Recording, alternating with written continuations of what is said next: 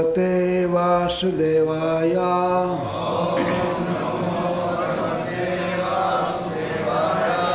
ओम नमो भगवते वासुदेवाय।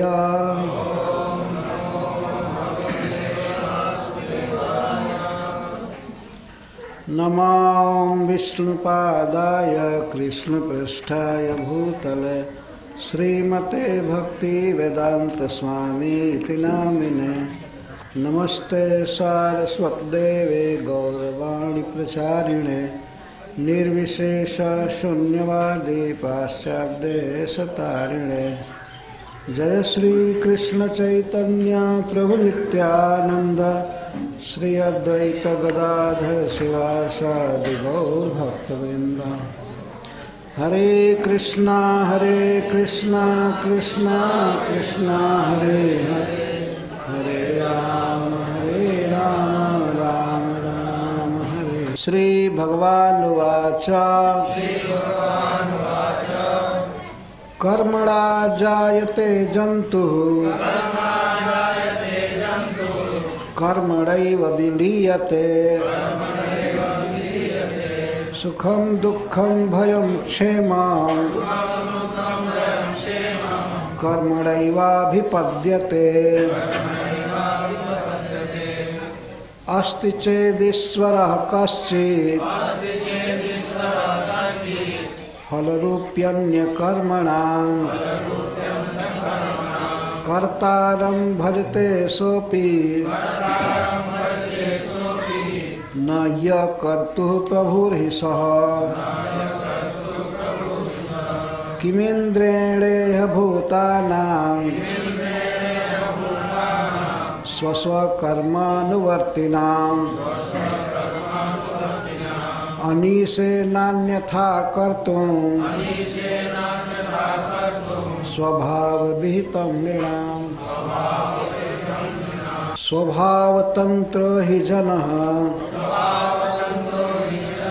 स्वभावमनुवर्तते। स्वभावस्थमिदं सर्वं सदेवासुरमानुषम्। देहानुच्चावचान् जन्तुः प्राप्योत्सृजति कर्मणा। शत्रुमित्रमुदासीनः कर्मैव गुरुरीश्वरः। तस्मात् सम्पूजयेत् कर्म स्वभावस्थः स्वकर्मकृत्। अंजसा येन वर्तेत तदेवास्य हि दैवतम्। आजीव्यैकतरं भावं यस्त्वन्यामुपजीवति न तस्माद् विन्दते क्षेमं जारं नार्यसति यथा। वर्तेत ब्रह्मणा विप्रो राजन्यो रक्षया भुवः। वैश्यस्तु वार्तया जीवेत् शूद्रस्तु द्विजसेवया। कृषि वाणिज्य गोरक्षा कुसीदं तुर्जमुच्यते। वार्ता चतुर्विधा तत्र वयं गोवृत्तयो निशम्।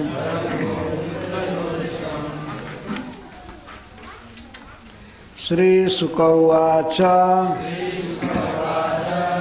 श्रील सुखदेव गोस्वामी ने कहा,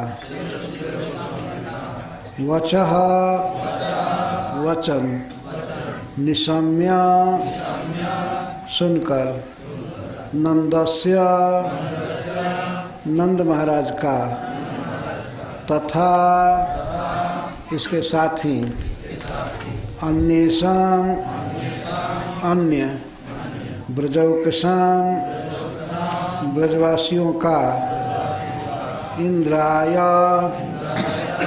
इंद्र को मन्यु क्रोध जनयन उत्पन्न करते हुए उत्पन्न करने के लिए पितरम अपने पिता श्री नंद महाराज से प्राह बोले केशवः ब्रह्मा और शिव के भी नियामक भगवान श्री कृष्ण।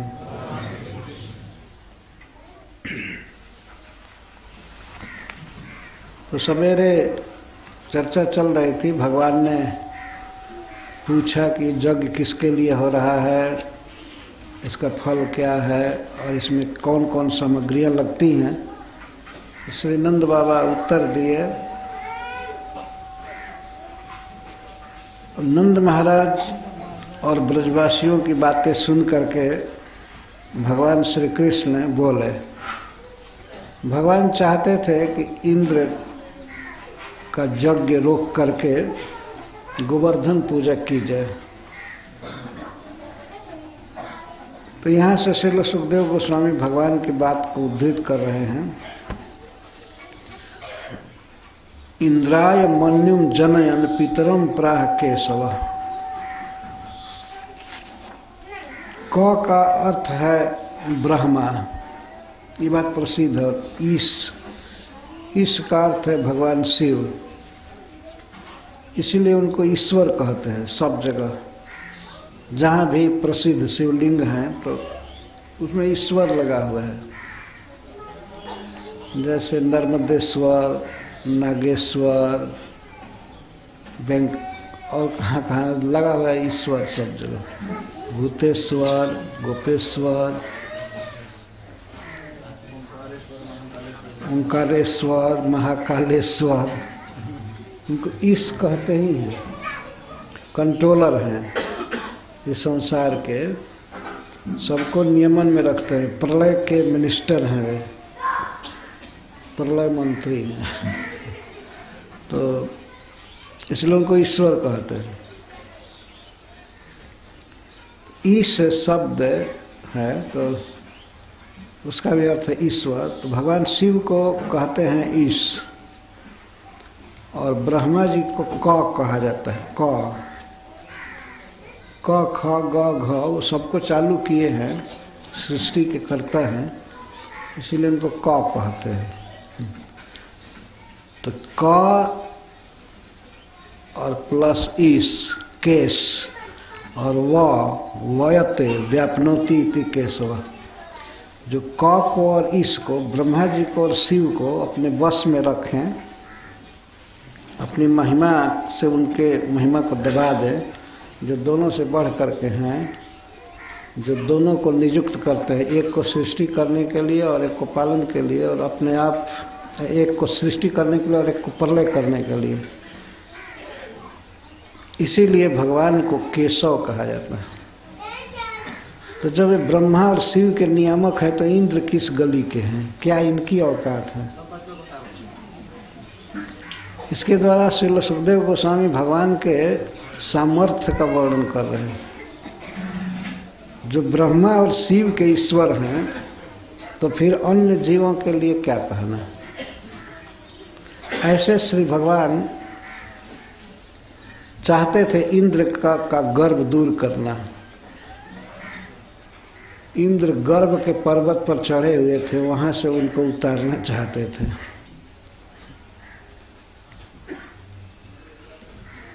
कोप जनन द्वारा गर्व पर्वतात इंद्रम अवतारितुम इत्यर्थ। अगर इंद्र का गर्व एक महान सुमेरु पर्वत की तरह है तो उस पर चढ़े हुए इंद्र को उतारना चाहते थे, नम्र बनाना चाहते थे। वास्तव में इंद्र को बहुत गर्व हो गया था। उनके गर्व की कथा आप आगे सुनेंगे, क्या क्या गर्व है। बोलने में कहते हैं कि स्मर्त्य कृष्ण का, मनुष्य कृष्ण का आश्रय लेकर के इन गोपों ने मेरी अवहेलना किया है। तुम लोग जाओ ब्रज में और पूरा नाश कर दो इनका। लोग धन के अभिमान में हैं, ये हैं वो हैं, 2-4 लाख गौए क्या हैं, इसी बल पर ये लोग हम मुझ देवता का अपमान कर रहे हैं। तो ये भगवान को मनुष्य कह रहे थे, जिनके लिए भगवान अवतार लिए असुरों का वध करने के लिए, इंद्र की रक्षा के लिए, वही इंद्र इस बात को भूल गए कि साक्षात भगवान है। भगवान की माया बहुत प्रबल है, उनकी शक्ति प्रबल है, कब किसकी चेतना कैसी हो जाएगी इसको कहना बहुत कठिन है। इंद्र जैसे महान वैष्णव, भगवान के परम भक्त, जिनके लिए अवतार लेते हैं भगवान, इंद्रारी व्याकुलम लोकम मृण्यन्ति जुगे जुगे, इंद्र के शत्रुओं के द्वारा त्रस्त इस पृथ्वी को सुखी करने के लिए जो अवतार लेते हैं, वैसे इंद्र भूल गए, जिनके लिए भगवान भीख तक मांगे हैं, जिनके लिए वामन देव बन गए, ब्राह्मण बन गए और इनके लिए भीख मांगे, भीख में सारा तीनों लोग ले करके दे दिए इंद्र को। और ऐसे इंद्र इतना भूल सकते हैं, या तो भगवान चाहते होंगे कि ये हो जाए, भूल जाए हमको, ये जो भी हो भगवान की माया शक्ति की चपेट में है, वे भूल गए और भगवान के भक्तों से, खास भगवान के पिता से और उनके संबंधियों से पूजा ले रहे थे। और ये हर एक साल पूजा होती थी, एक साल भगवान ने केवल बंद करा दिया, इंद्र के बारे में कुछ बोले नहीं, बस पूजा गोवर्धन जी की करो, इसी पर पूरे ब्रज का नाश करने के लिए तब तुल गए। तो इनको बहुत बड़ा मद हो गया था, अभिमान हो गया था। उस अभिमान को खंडित करने के लिए, भंग करने के लिए श्री भगवान बोले इस प्रकार से, इंद्राय मन्युम जनन पितरम प्राह केशव। ब्रह्मा शिव के नियामक श्री भगवान इंद्र को क्रोध दिलाने के लिए निम्नलिखित बातें बोले। श्री भगवान वाच, श्री भगवान बोल रहे हैं, समस्त 6 ऐश्वर्यों से जो युक्त हैं वे बोल रहे हैं। श्री भगवान बोले तो प्रथम भगवान कर्मवाद के द्वारा देवताओं का निराकरण कर रहे हैं। कर्म प्रधान है, इसमें देवता की क्या जरूरत। और श्रील सनातन गोस्वामी पाद जी कहते हैं इस श्लोक के उपक्रम में, एवं कर्मणा जायते जंतु पर कह, ऐसाम मत पित्रादि रूप नित्य परिकराणाम पूजा ग्रहणे को नाम इंद्र इति तन्मद हरणम यद्यपि मनसि वर्तते तथापि नरलीला पालनाय तद अनुद्घाट्य कर्मवादस्य सर्वत्र अति प्रसिद्धस्य तन्मताश्रयणैव प्रथमं पितृक्तं परिहरति कर्मणा इति। भगवान ने देखा कि मेरे माता पिता या मेरे परिकर ब्रजवासियों से ये पूजा ले रहा है इंद्र, ये कौन है, ये क्यों पूजा ले रहा है। भगवान इस तरह से उनका गर्व दूर करना चाहते थे, परंतु इसको उन्होंने उद्घाटित नहीं किया। नर लीला के अनुसार वे कर्मवाद का आश्रय लेकर के अपने पिता की मुक्ति का खंडन कर रहे हैं। नंद बाबा जो कुछ कह रहे थे उसको भगवान खंडित किए। ऐसा नहीं कहे कि आप ठीक नहीं बोलते हैं, तर्क किए, तो तर्क करते हुए कहते हैं, कर्मणा जायते जंतु कर्मणैव विलीयते सुखम दुखम भयम क्षेमम कर्मण सुखम दुखम भयम क्षेम कर्मणैवाभिपद्यते। अयम जंतु, यह जीव मात्र, कोई भी जीव, चाहे देवता मनुष्य पशु पक्षी दैत्य कोई हो, जंतु उसको कहते हैं। जो इस प्राकृतिक जगत में जन्म लेता है, शरीर ग्रहण करता है, उसको जंतु कहते हैं। अयम जंतु कर्मणा एव जायते कर्मणा एव विलीयते। जीव अपने कर्म अनुसार जन्म लेता है और कर्म से ही म्रियते, मृत्यु को प्राप्त होता है। और सुख दुखम भयम क्षेमम, सुख दुख भय या कल्याण जो कुछ प्राप्त करता है कर्म से प्राप्त करता है।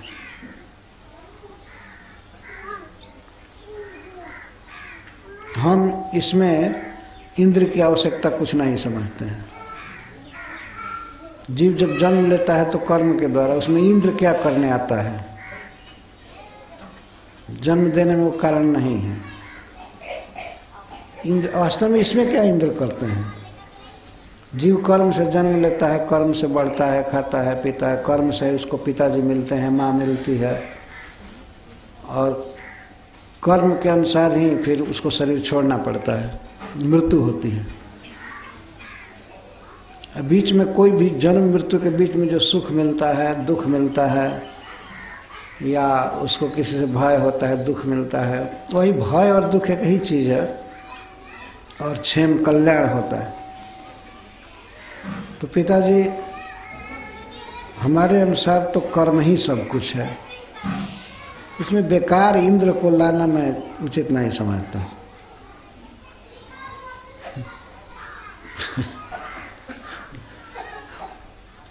एवं एवं शब्द कह करके कर्म ही, कर्म से ही, कर्म से ही, न तो इंद्रेण। जीव के जन्म में कारण कर्म है, मरने में कारण कर्म है, सुख में, दुख में, भय में, कल्याण में, क्षेम में कर्म कारण है।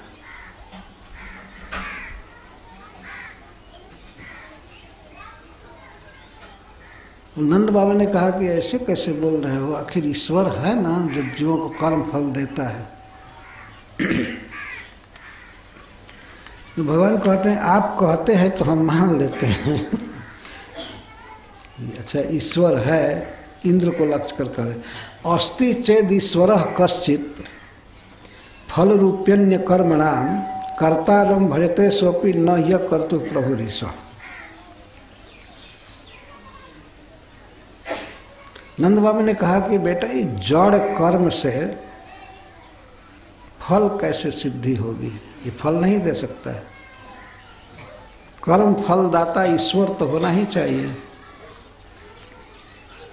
ईश्वर की अपेक्षा है।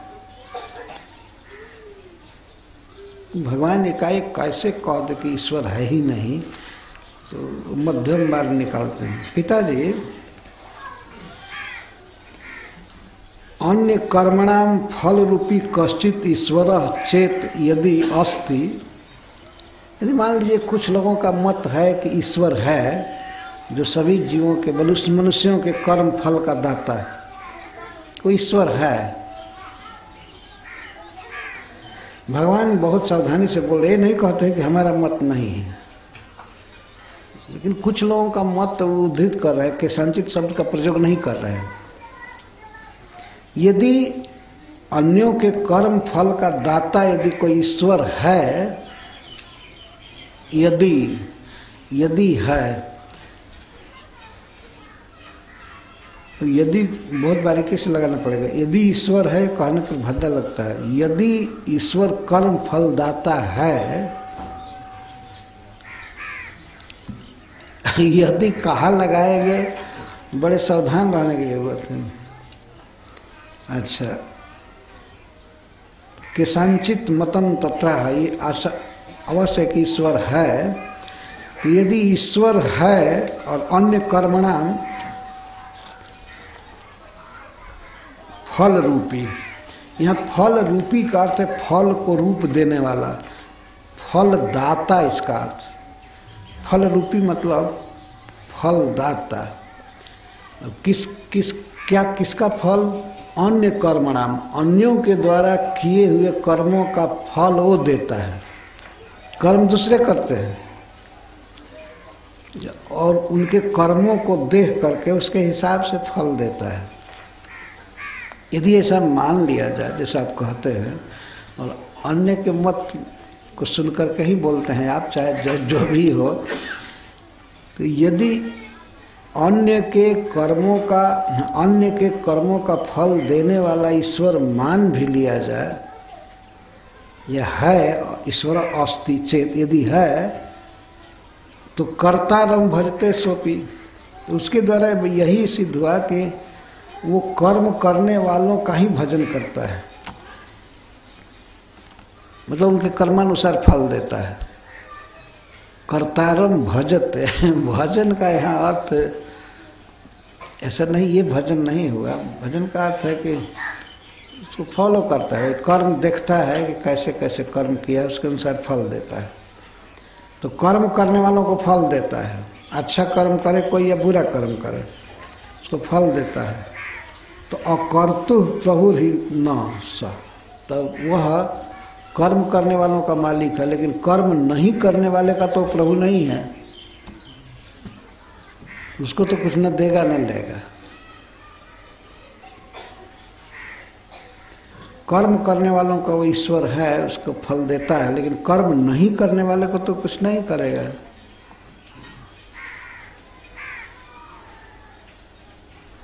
तो भगवान के कहने का से तो उसके अलावा ईश्वर कौन है, वो कोई और ईश्वर है ना।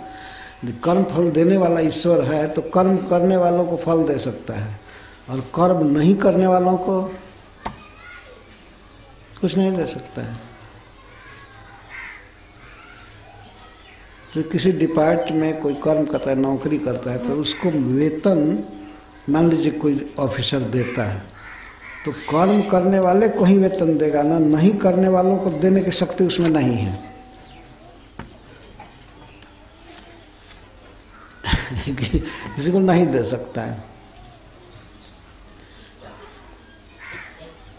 तो वह एक प्रकार से सोपाधिक ईश्वर है। कुछ लोगों के लिए ईश्वर है, कुछ लोगों के लिए नहीं है। सर्वेश्वर नहीं है।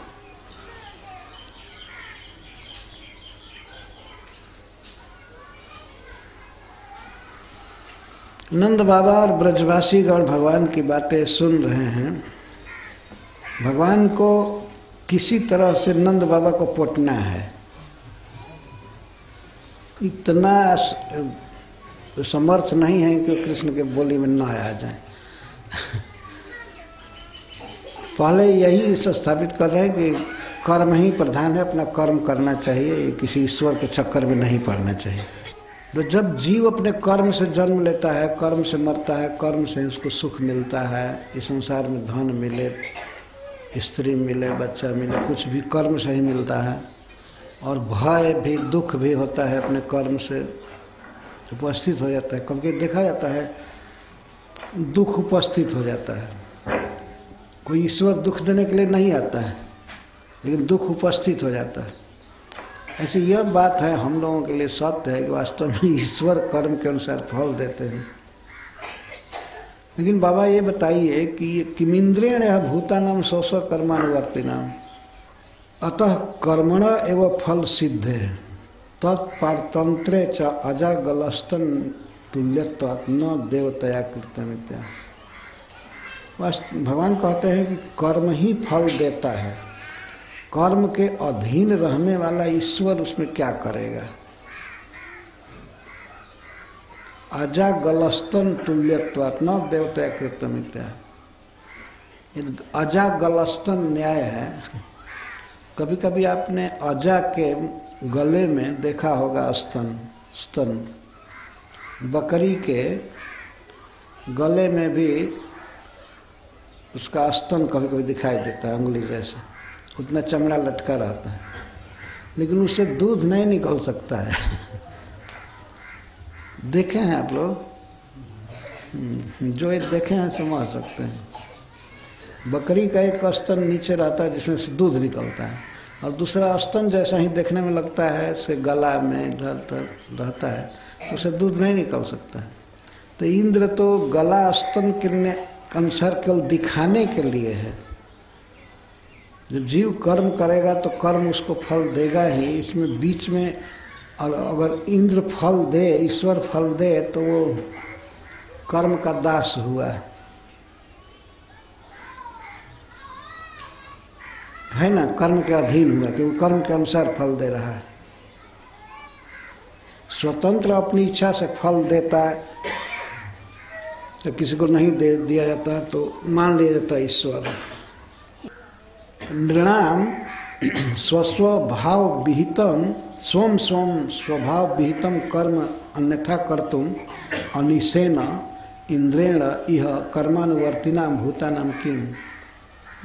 इस प्रकार से इसका है।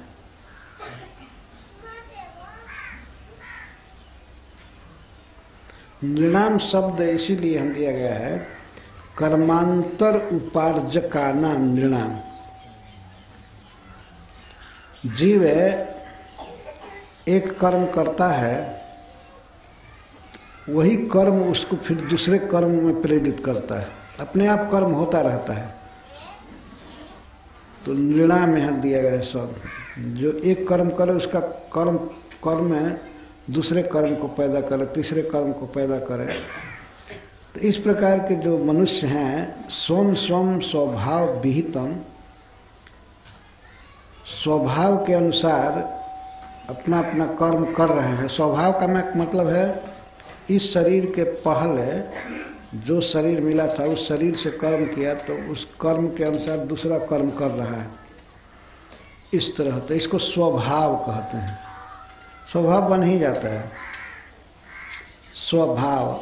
जैसे मछली के बच्चे को तैरने की ट्रेनिंग नहीं दी जाती है, कहीं स्कूल में जा कर के तैरना सीखे, जन्म लेते हैं पानी में ही जन्म होता है, तैरना स्वाभाविक। इसको स्वभाव कहते हैं।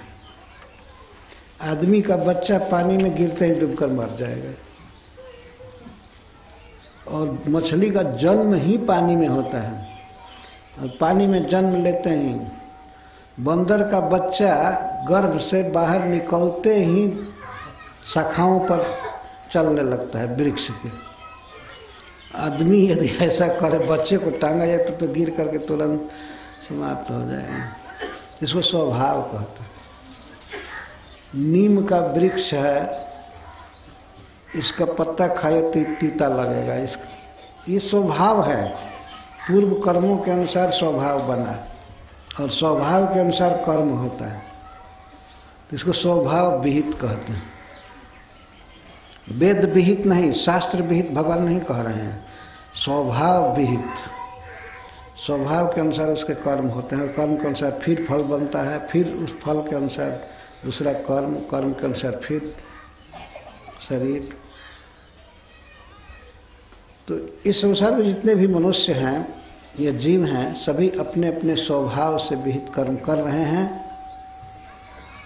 उनके स्वभाव विहित कर्म को अन्यथा कर्तुम अनिशेन, दूसरा कर दे, उसको बदल दे स्वभाव को और कर्म को, और कर्म के अनुसार फल को बदल दे, यह सामर्थ्य इंद्र में नहीं है। अनीश हैं वे। अन्यथा कर्तुम, यदि किसी को महारोग होने वाला है तो इंद्र उसको अन्यथा नहीं कर सकते। किसी को कुछ मिलने वाला है तो छीन नहीं सकते।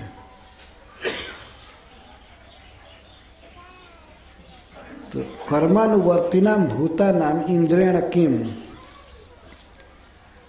प्राक्तन कर्मानुसारेण सुख दुखम भुंजानानाम, प्राचीन कर्म के अनुसार जीव सभी सुख या दुख भोग रहे हैं।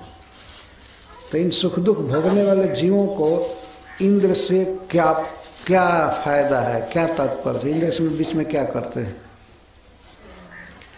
न किमपि फलम कर्मण एव तत्त भोग कारणत्वात्। जीव के सुख दुख के भोग का कारण कर्म है, भोग का कारण सुख या दुख का कारण कर्म है।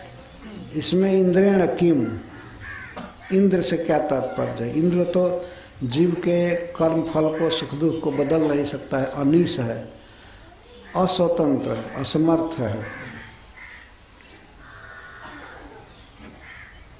जीव प्रकृति के गुणों के अनुसार कर्म करता रहता है, उसका स्वभाव ऐसा बना है, उसके अनुसार कर रहा है। वास्तव में जीव के कर्म जो भी हो रहे हैं कर्म होते हैं इसलिए कि शरीर में वो जीव है और चेतना है उसमें। कर्म जितने हो रहे हैं अंतर्जामी परमात्मा कराते हैं, अगर वे न रहे हृदय में तो कोई जीव कुछ भी कर्म नहीं कर सकता है। लेकिन भगवान इसको छिपा कर बोल रहे हैं। अच्छा, ये करे भी कोई तो इंद्र तो ईश्वर नहीं है, उससे क्या मतलब है? सही बात भगवान बोल रहे हैं। अरे ईश्वर कोई है तो हृदय में अंतर्जामी है। अहम आत्मा गुडा के सर्वभूता से अस्तित्व। किसी भी जीव में, मछली हो, बानर हो, मनुष्य हो, कुछ भी हो, अगर परमात्मा हृदय में न रहे तो पलक हिलाने की भी शक्ति नहीं रहेगी, न बोलने की, कुछ काम करने की, न चलने की। वे कंट्रोलर हैं। सर्वस्व चाहम हृदय सन्निविष्टा मत्तः स्मृति ज्ञानम अपोहनम च, भगवान बोलते हैं। लेकिन इंद्र को बीच में ला करके भगवान बोल रहे हैं। और वो बात सत्य है कि एक बार भागवत में एक बार नहीं कई बार बात कही गई है कि इससे शरीर बना तो इसमें सभी इंद्रियां बनी, मन बना, बुद्धि बनी, अहंकार बना। तो वहाँ के देवता सब प्रवेश कर रहे थे। अग्नि देवता वाणी में प्रवेश किए और इंद्र हाथों में प्रवेश किए, सब प्रवेश किए। तब तक ये नहीं जगा, इसमें चेतना नहीं आई। लेकिन जब अंतर्जामी परमात्मा भगवान जब प्रवेश किए तो सारी इंद्रियां काम करने लगी, सब जग गए। तो इंद्र असमर्थ हैं, कुछ नहीं कर सकते हैं कि कोई स्वतंत्र ईश्वरताई नहीं है। जीव अपने अपने प्राक्तन संस्कार के अनुसार सुख दुख भोग रहे हैं, काम कर रहे हैं। तो जो उनको फल मिलना है मिलेगा, दुख मिलना है मिलेगा, सुख मिलेगा मिलना है तो मिलेगा। तो इसमें इंद्र की पिताजी क्या जरूरत है, मैं नहीं समझ रहा हूँ। इसका अर्थ है कि आप लोग जो इंद्र की पूजा कर रहे हैं ये बेकार सारा धन लगा रहे हैं, अन्न बर्बाद कर रहे हैं, अपना टाइम भी बर्बाद कर रहे हैं। इस तरह से हाव बहुत घबराहट में है, ये बेकार है हमारे समाज से।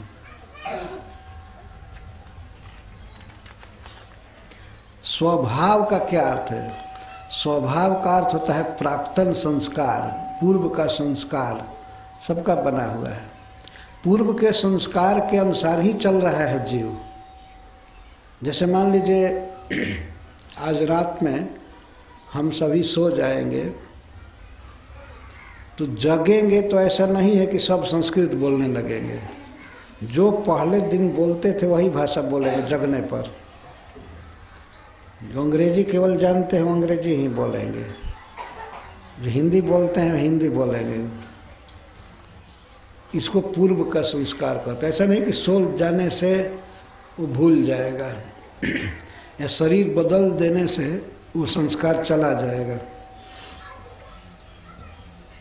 संस्कार के अनुसार स्वभाव होता है, स्वभाव के अनुसार कर्म होता है, कर्म के अनुसार फल होता है। इसमें इंद्र की क्या जरूरत है? क्या इंद्र स्वभाव बदल देगा किसी का?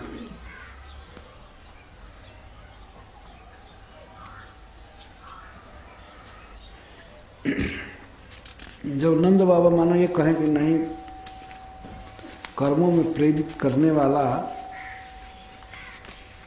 अंतर्जामी परमात्मा ईश्वर तो अपेक्षित है, तो भगवान इंद्र का नाम रख करके बोल रहे हैं। ठीक है, उसकी आवश्यकता होती होगी किसी अंतर्जामी की, ईश्वर की, लेकिन इंद्र इसमें क्या कर रहा है? तो अपने अपने स्वभाव से सब कर्म कर ही रहे हैं।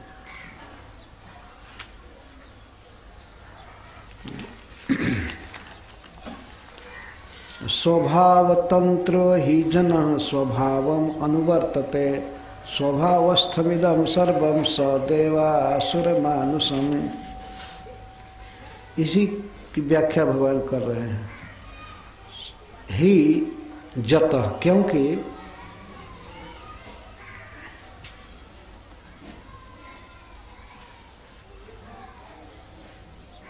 जन स्वभाव तंत्र, सभी जीव स्वभाव के अधीन हैं।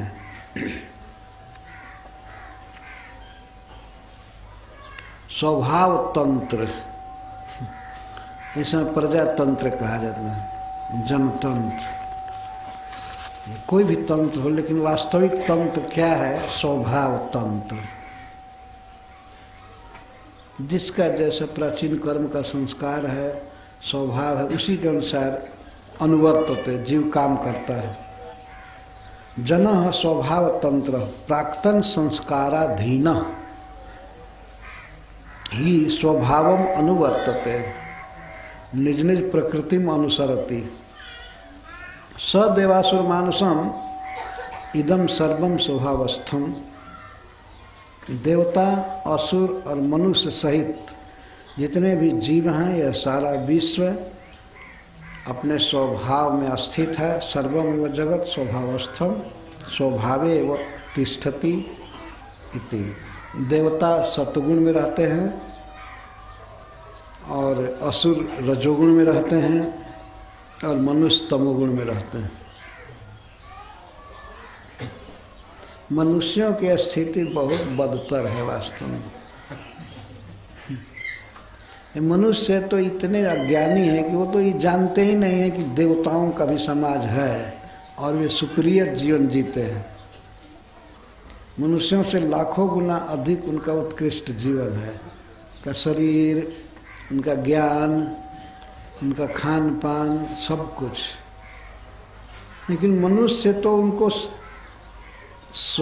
स्वीकार तक नहीं करते कि वे हैं। जैसे सूअर के खभार में, खभार कहते हैं सूअर के वासस्थान को। सूअर जहाँ रहते हैं जिस घर में, उसी में उनका शौचालय वगैरह सब कुछ रहता है। तो वे जैसे पार्लियामेंट की कल्पना नहीं कर सकते हैं, सोच ही नहीं सकते। बहुत बड़ा संसद भवन है और उसमें बड़े बड़े लोग बैठते हैं, इसकी कल्पना भी वे नहीं कर सकते। वे जानते हैं कि शुक्रालय ही सब कुछ है, बस यही, इसके अलावा सब कुछ नहीं है। वैसे ही मनुष्य, ये बुद्ध कुछ भी नहीं जानते हैं कि देवताओं का बहुत बड़ा स्टैंडर्ड है, बहुत बड़ा समाज है। ये बस यही शुक्रालय को ही सब कुछ जानते हैं।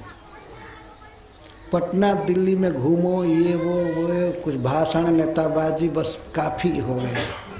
और इसके बाद ये शरीर छोड़ करके फिर चले जाओ। मनुष्य इतना बड़ा ज्ञानी जीव है, क्या कहा जाए। भागवत में जब कैटेगरी की गई है जीवों की, ब्रह्मा जी ने 10 प्रकार की सृष्टि किया, तो जब मनुष्यों की सृष्टि का वर्णन आया है तो मैत्रेय जी कहते हैं, रजोधिका कर्म परा दुखे च सुख मालिनी। मनुष्य का स्वभाव बता रहे हैं। रजोधिका, इसमें रजोगुण बहुत होता है। ये काम करो, ये काम करो, ये कमाओ, ये करो। तो सत्वगुण बिल्कुल नहीं रहता है। और दुखे च सुख मानिना, लोग दुख में ही सुख मानते हैं। है वास्तव में दुख, लेकिन उसी में सुख मानते हैं। दुखे च सुख मानिना, दुख में भी सुख मानते हैं। इसलिए नहीं कि गुणातीत हो गए हैं, है वास्तव में दुख, लेकिन उसी को सुख मानते हैं, सुख मानते हैं। कई ऐसे उदाहरण हैं जिनके द्वारा समझा जा सकता है कि मनुष्य दुख में भी कैसे सुख मानता है। कभी कभी कोई आदमी ऐसा तीता चीज खाता है, तीता खाया है, सी करता है, फिर भी उसी में सुख मान लेता है कि नहीं? बहुत तीत लगा है, बहुत तीत लगा। कौन खाया? कोई जबरदस्ती मिर्चक कोचा नहीं मुख में, अपने आप खा कर, लेकिन फिर भी उसको सुख मानता है। वर्णन करना पड़े, कह रही भाई लेकिन कमाल कर दिया मिर्च, कमाल कर दिया कि तुमको रुला दिया। अगर रुला दिया, दुख मानता तो फिर नहीं खाता, खाना ही है रोज रोज। धुआं पीना, शराब पीना, नाना प्रकार के गलत काम करता है, दुख होता है, लेकिन सुख मान लेता है।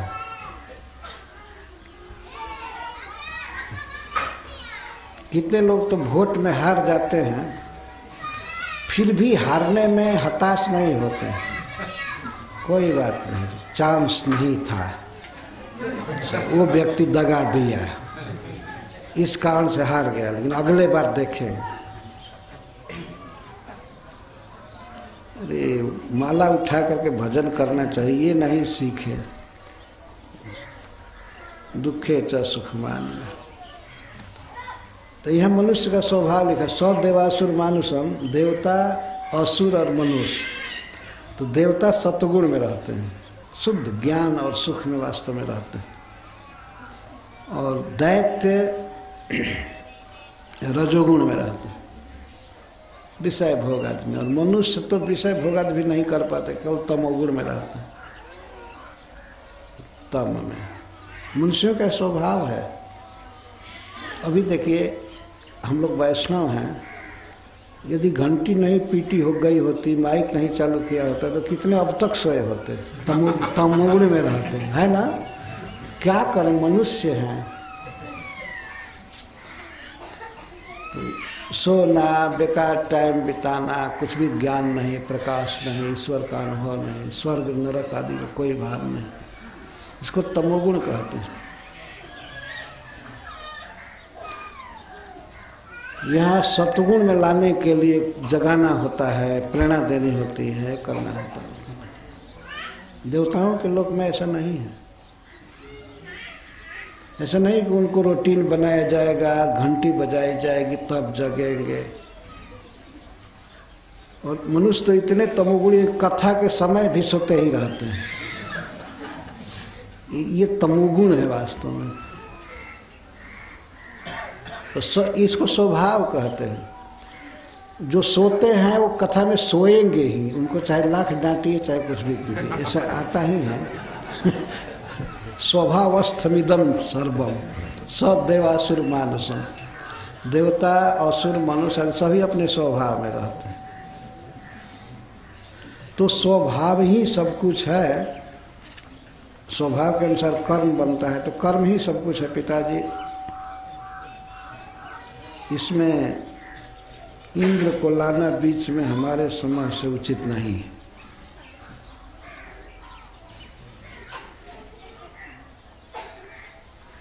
भगवान गीता में कहते हैं स्वभाव के विषय में, न तदस्ति पृथिव्याम वा दिवि देवेषु वा पुनः सत्वं प्रकृतिजैर मुक्तम जदे भी स्यात्रिभिर्गुणे।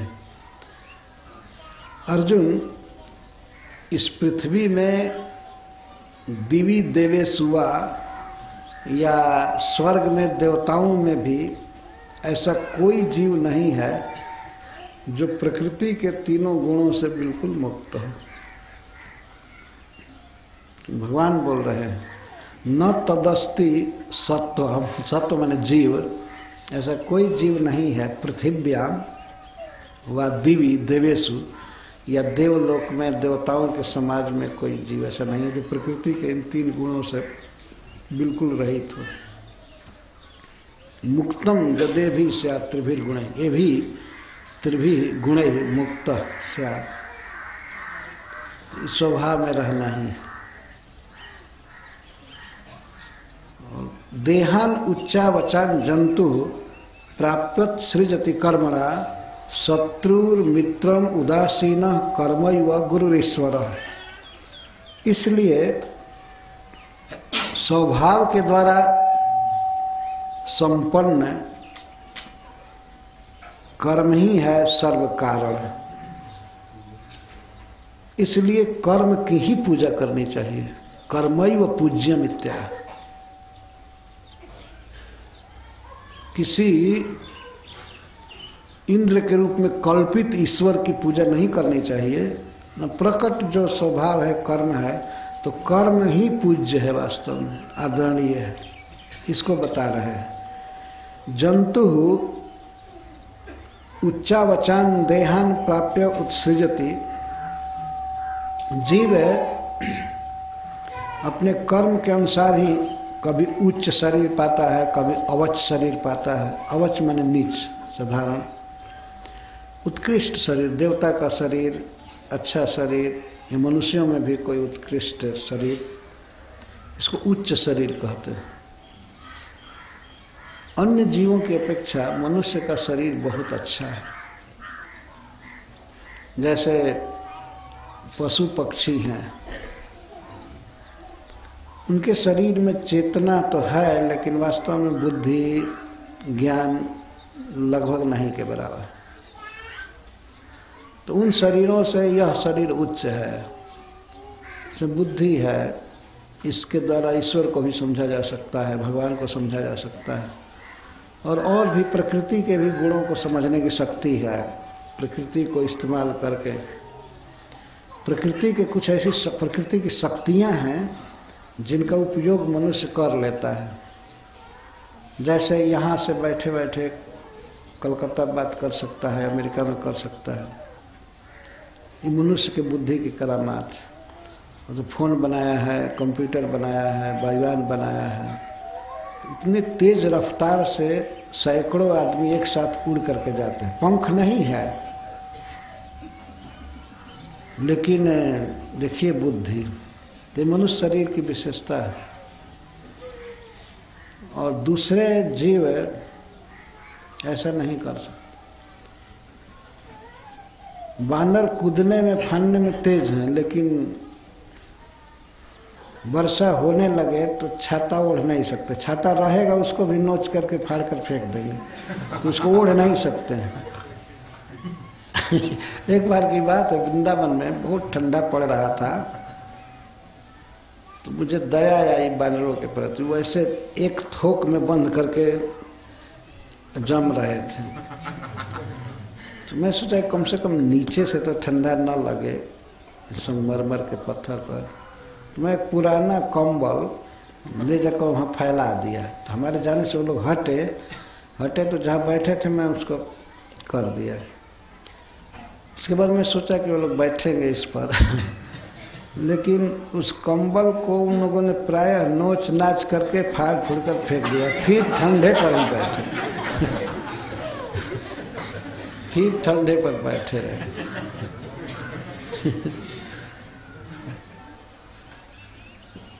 इस दृष्टि से, प्रकृति के उपकरणों का इस्तेमाल करने की दृष्टि से अन्य शरीर नीच है, अधम है। मनुष्य शरीर उत्कृष्ट है। भगवान ने जो प्रकृति बनाया है तो प्रकृति को ठीक से इस्तेमाल करें। वैसे ये फोन की शक्ति जो है, यहाँ बटन दबाइए और घंटी बजेगी विदेश में, ये शक्ति तो पहले से ही है, केवल इसके आविष्कार की जरूरत होती है। कौन व्यक्ति प्रयोग करके और इसको पकड़ लेगा। यह कंप्यूटर है, जो भी है, रेल है, वायुयान है, रेडियो है। दूसरे जीवों में ये चीज़ नहीं है, टेक्नोलॉजी बिल्कुल नहीं है। अपने शरीर तक जो क्षमता है, पक्षी की क्षमता है उड़ने की, किसी की बोलने की, चलने की, खाने की, उतना ही करते हैं।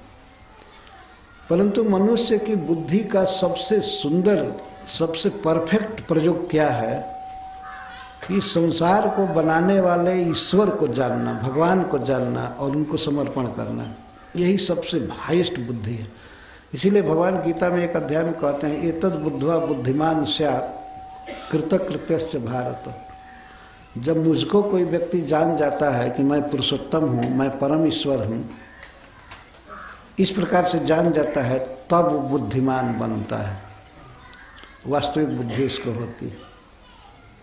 जो व्यक्ति कृष्ण को परम ईश्वर के रूप में नहीं जाना, भगवान कृष्ण को समर्पण नहीं किया, वो बुद्धिहीन व्यक्ति है। स्वयं भगवान बोल रहे हैं, कुछ भी करे, जो भी आविष्कार करे, घूमे फिरे, भोजन का, भोगों का कुछ भी प्रयोग कर ले, कमा ले, लेकिन वो बुद्धिमान नहीं है। बुद्धिमान वो है जो कृष्ण को अपना सब कुछ मानकर और उनकी शरण लेता है। भगवान कहते हैं कि यो मामेव मसम्मुढ़ो जानाति पुरुषोत्तमं स सर्वविद भजति माम सर्वभावेन भारत। जो व्यक्ति मुझको बिना संदेह के परम ईश्वर के रूप में जानता है, परम पुरुष के रूप में जानता है, तो वही सर्ववेत्ता है, सर्वज्ञ है और सब प्रकार से मेरा ही भजन करता है। भगवान गीता में बोले। बहुत आश्चर्य की बात है कि कुछ लोग गीता पढ़ते हैं और मानते हैं कि हम गीता को मानते हैं, पर फिर भी भगवान श्री कृष्ण की शरण नहीं लेते हैं। ऐसे बोका लोगों को क्या कहा जाए कि वो गीता पढ़ते हैं। नाम बना लेते हैं गीता आश्रम, ये गीता वो गीता वो गीता, और गीता में जो बात लिखी गई है एक अक्षर भी नहीं जानते हैं। गीता में भगवान श्री कृष्ण अपनी महिमा के विषय में बोलते हैं। जो उनको जानता है वही बुद्धिमान है, उसका जीवन धन्य है, कृतकृत्य है, जो श्री कृष्ण का भजन करता है। और बाकी का जीवन धन्य नहीं है, अपूर्ण जीवन है। ये गीता में भगवान बोल रहे हैं। तो गीता से बोलने वाले लोग कहते हैं ईश्वर निराकार है। श्री भगवान वाच, जो अर्जुन के रथ पर बैठे हैं वे हैं श्री भगवान। श्री भगवान बोलते हैं गीता। कौन ऐसा समझदार व्यक्ति होगा, विवेकी होगा, जो गीता पढ़ करके भी भगवान कृष्ण का भक्त नहीं बनेगा? नहीं बनता है तो इसका मतलब है दिमाग खराब है वास्तव में उसका, वो समझ नहीं रहा है कुछ भी। जो गीता क्या पढ़ रहा है और सुन रहा है इतनी क्लियर बात भगवान की नहीं समझी जाती है। तो यहाँ पर भगवान कह रहे हैं कि जीव उच्च और अवच शरीर प्राप्त करता है और छोड़ता है। उच्च और अवच पर मैं बोल रहा हूँ कि मनुष्य शरीर इस विषय में सबसे उच्च है। मनुष्य शरीर के समान अच्छा शरीर किसी का नहीं है, देवताओं का भी नहीं। देवताओं का शरीर अच्छा है, ये भगवान को समझ सकते हैं, समझते भी हैं देवता लोग, लेकिन देवताओं के लोक में इतना ज़्यादा भोग है, इतनी उत्कृष्ट वस्तुएं हैं, खाने की, पहनने की, घूमने की, इंद्रिय सुख इतना ज़्यादा है कि देवताओं का मन भोगों में फंसा रहता है। एक फैसिलिटी भगवान ने मनुष्यों को दिया है यहाँ कि यहाँ भोग की व्यवस्था किए नहीं, यहाँ पर दुख की व्यवस्था किए है, जिससे जीव फंसने न पावे। क्योंकि मनुष्य तमोगुणी है, वो फंस जाएगा तुरंत। यहाँ देवताओं जैसा भोग मिले तब तो क्या कहना हो। अरे वो सूअर जैसा भोग मिल रहा है फिर भी उसी में फंसा हुआ है। कुछ लोग विदेशों में प्रश्न करते हैं कि भगवान की प्रिय भूमि है भारतवर्ष, भारतवर्ष में जन्म लेना बहुत दुर्लभ है, तो फिर भगवान भारतवर्ष में दुख ज़्यादा क्यों दिए हैं? तो इसी कारण से दिए हैं कि यहाँ व्यक्ति कभी कभी उब जाए कि अरे दुख है, ये है, हरे कृष्ण करो, भगवान का भजन करो। इसी के लिए किए हैं, क्योंकि गीता पढ़कर तो समझते नहीं हैं। मेरा भक्त बनो, मुझ में मन लगाओ, मेरी पूजा करो, मुझे प्रणाम करो, क्लियर है भगवान का वाक्य, लेकिन फिर भी नहीं समझ पाते। तो कभी कभी कोई दुख देते हैं, कोई महारोग दे देते हैं, तब अब हाथ जुड़ता है कि हे भगवान, अब आपके अलावा हमारा कोई नहीं है ना। ये बातें हैं कि अब आपके अतिरिक्त कोई नहीं है कृष्ण। हारे को हरि नाम, जब सब ओर से आदमी हार जाता है तब हरि को पुकारता है, तो वो श्री कृष्ण को पुकारता है। इसीलिए भगवान इस लोक में, भारतवर्ष में दुख रखे हैं। यह दुख भगवान का अभिशाप नहीं है, वरदान है। जब जीव इस तरह से उब करके भगवान के तरफ फेस करे तो यही सफलता है, यही सबसे बड़ा धन है वास्तव में। हरे कृष्णा कृष्णा कृष्णा हरे हरे, हरे राम राम राम हरे हरे। ये शरीर उच्च है, यह नीच शरीर जैसे कीट पतंग, उड़ने वाला जीव, पशु पक्षी, पशु आदि का ये विवेकहीन शरीर है। या उसमें भी भोगों की दृष्टि से या जीवन के अल्प अवधि के कारण नीच माना जाता है। किसी किसी जीव की उम्र केवल 1-2 मिनट की होती है। कोई जीव जन्म लेते हैं तो एक दिन में उनका शरीर छूट जाता है और दूसरा शरीर मिलता है, फिर तीसरा मिलता है। शायद एक दिन में 10-12 शरीर मिल जाता है। तो मनुष्य तो समझते हैं कि हम बहुत दीर्घायु हैं, लेकिन ब्रह्मा जी आदि के उम्र को देखा जाए तो मनुष्य वही मच्छर की तरह जन्म ले रहे हैं, मर रहे हैं। वो लोग यही देखते हैं कि ब्रह्मा जी और देवता आदि सोचते हैं क्या मनुष्यों का जीवन है, इतना जल्दी जन्म लेना, मर जाना। लेकिन हम लोग ये सोचते हैं कि हम बहुत लंबी जिंदगी जिए। तो कोई उम्र की दृष्टि से, भोग की दृष्टि से ऊंच नीच शरीर सब मिलता रहता है। तो यह जंतु ऊंचा शरीर या नीचा शरीर प्राप्त करता है, फिर उत्सृजति, उसको छोड़ता है। कैसे? कर्मणा, अपने कर्म के अनुसार। तो कर्म ही ऊंचा शरीर देता है, कर्म ही नीचा शरीर देता है, सुख दुख आदि सब कर्म देता है। यहाँ तक शत्रु मित्रम उदासीन कर्मैव गुरुरीश्वर। पिताजी वास्तव में इस संसार में अपना कर्म ही शत्रु है, कर्म ही मित्र है, कर्म ही उदासीन है, और क्या कहें, कर्म ही गुरु है और कर्म ही ईश्वर है।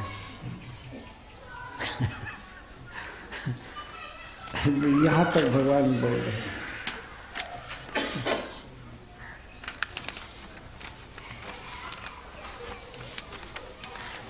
इसका मतलब कि कर्म से ही कोई शत्रु होता है, कर्म से ही मित्र बन जाता है, और कर्म से ही उदासीन रहता है। तो कर्म ही ईश्वर है और कर्म ही शत्रु है, कर्म ही मित्र है, कर्म ही उदासीन है, और कर्म ही गुरु है।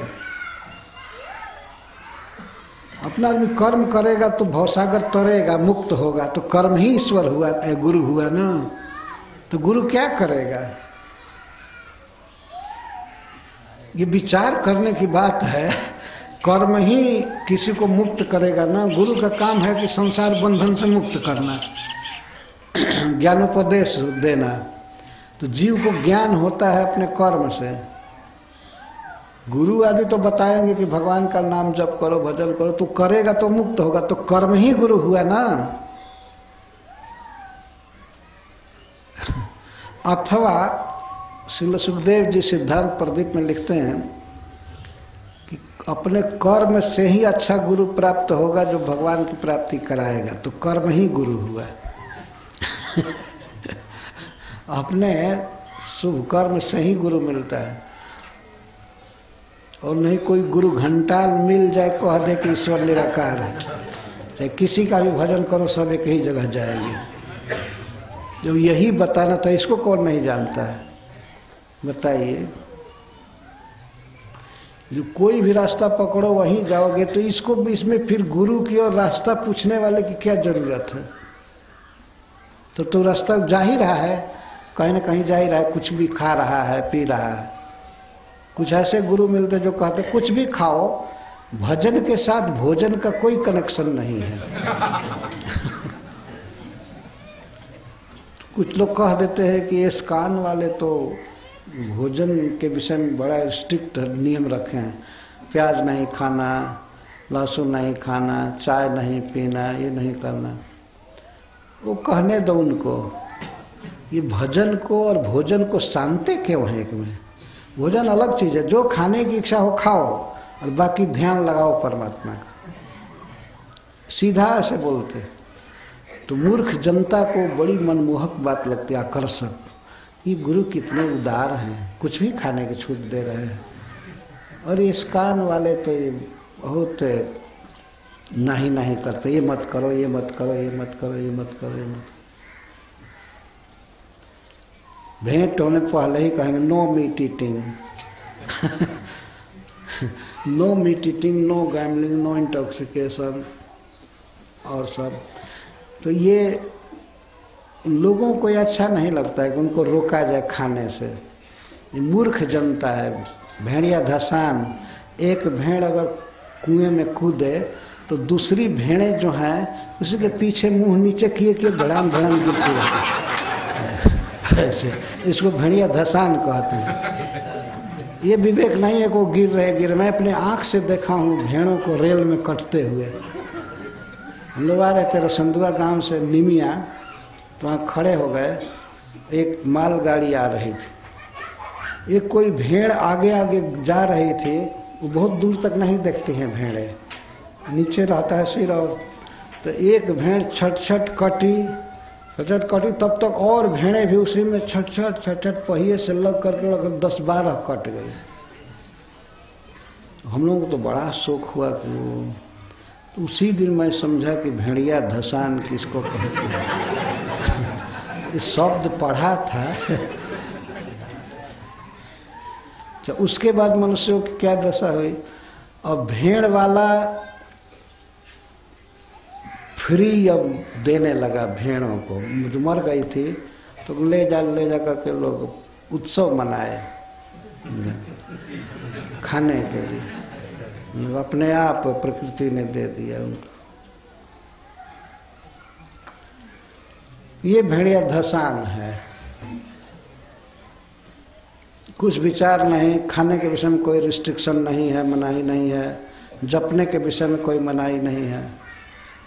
एक प्रचारक है, दीवार पर सारा मंत्र लिखवा देता है और टांगा हुआ है लिख कर, और कहता है इसमें से जो मंत्र पसंद हो, ये इस देवता का है, इस देवता का है, इसका देवता इसका है, इसका है, तुमको जो चाहिए, जो इष्ट देव हो वो मंत्र तुम सुन लो, मैं सब बोल देता हूँ और तुमको वही माना जाएगा, तुम वो मंत्र ले लिए।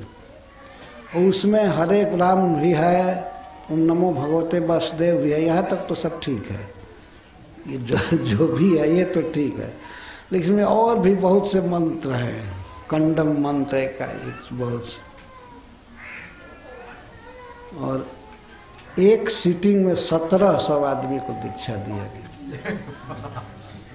और 2 मिनट में।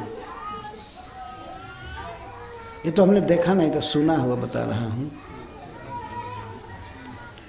2 मिनट में 1700 आदमी दीक्षित हुए और अपना अपना मंत्र ले लिए। भाई दुकान वही अच्छा है ना जहाँ सब प्रकार का सौदा मिल जाए एक ही दुकान में।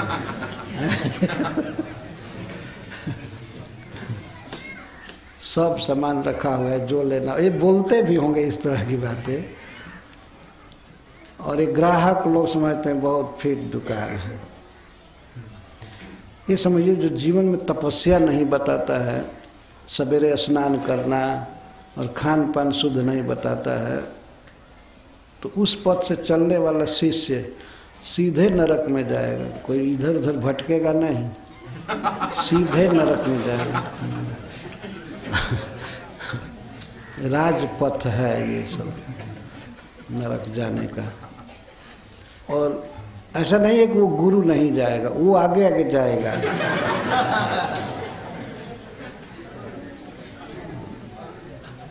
गुरु शिष्य बधिर अंध का लेखा, एक न सुनाई एक नहीं देखा। तुलसीदास जी कहते हैं, काकभूषण जी कहते हैं कि कलयुग में गुरु और चेला कैसे होंगे। गुरु शिष्य बधिर अंध का लेख, गुरु अंधा होगा और शिष्य बहरा होगा। तो आन्हर गुरु बहिर चेला, मांगे गुड़ धरावे ढेला। अंधा गुरु है तो पूछेगा बेटा थोड़ा गुड़ दो पानी पीने के लिए, तो गुड़ तो सुना नहीं, अंधा नहीं है लेकिन सुना नहीं शिष्य, तो सुना नहीं तो सोचा कि गुरु जी हाथ मलने के लिए ढेला मांग रहे हैं। वो खाने के लिए गुड़ मांगे तो वो ढेला धरा दिया मिट्टी का। ये दशा है। शिष्य तो कुछ देखता है, उसको विश्वास है कि भगवान है, भजन करना चाहिए, लेकिन गुरु जो है तो चौपट है बिल्कुल, वो तो अंधा है वास्तव में। हम लोग देखते हैं इस बात को, और थोड़ी सी ईश्वर के प्रति भक्ति भी है तो ऐसे गुरुओं के संग से वो नष्ट हो जाती है। ये सत्य बात है। गुरु शिष्य बधिर अंध का लेखा, एक न सुनाई एक नहीं देखा। एक तो देखा ही नहीं है और एक को कुछ दिखाई पड़ता है लेकिन वो सुनता नहीं है। सुनेगा, सुनना तब माना जाएगा सही सही शास्त्र सुने, भागवत सुने, गीता सुने, तब सुन रहा है। आजकल जनता बहुत बड़े धोखा में है।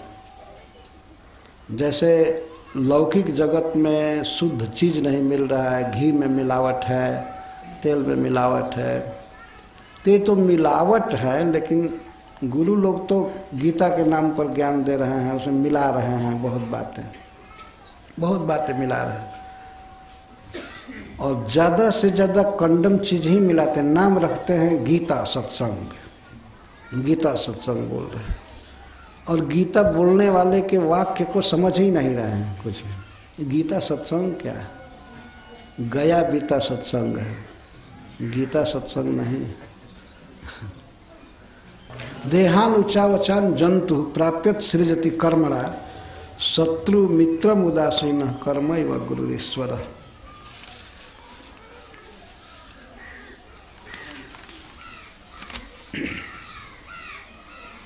तो कर्म ही गुरु है, अर्थात ब्रह्मनिष्ठ गुरु की प्राप्ति कराने वाला है।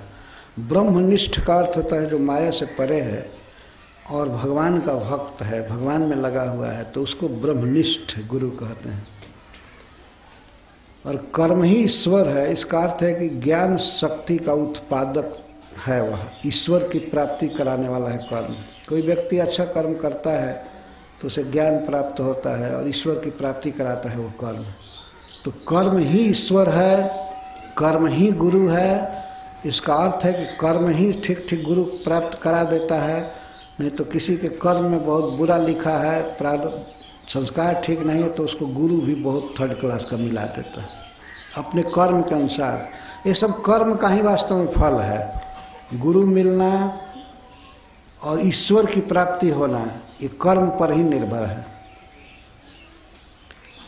कभी कभी लोग कहते हैं कि गुरु मिल जाए तो गुरु सीधे भगवान से जोड़ देगा, ऐसी बात है नहीं। गुरु कुछ उपाय बताता है, कर्म करने के लिए कहता है, कर्म करने के लिए कहता है कि ये भजन करो, ये करो, ये करो, तो वो कर्म करता है, तो उस कर्म से वो व्यक्ति अपने जीवन का पुरुषार्थ पा जाता है। अन्यथा गुरु क्या करेगा? गुरु मान लीजिए मंत्र दिया, तो मंत्र का जप कौन करेगा? गुरु। रोज 16 माला सबके लिए वो पूरा करे, अपना पूरा करना ही कठिन है कि नहीं? तो वो मंत्र देगा ना, वो रास्ता बता देगा, चलने के लिए कहेगा ये रास्ता जाएगा, लेकिन वो चल करके खुद नहीं जाएगा शिष्य के बदले, तो करना पड़ता है। इसीलिए इस श्लोक में भगवान कह रहे हैं कर्म ही गुरु है और कर्म ही ईश्वर है। ईश्वर का मतलब यहाँ है कि ईश्वर की प्राप्ति कराने वाला कर्म ही है।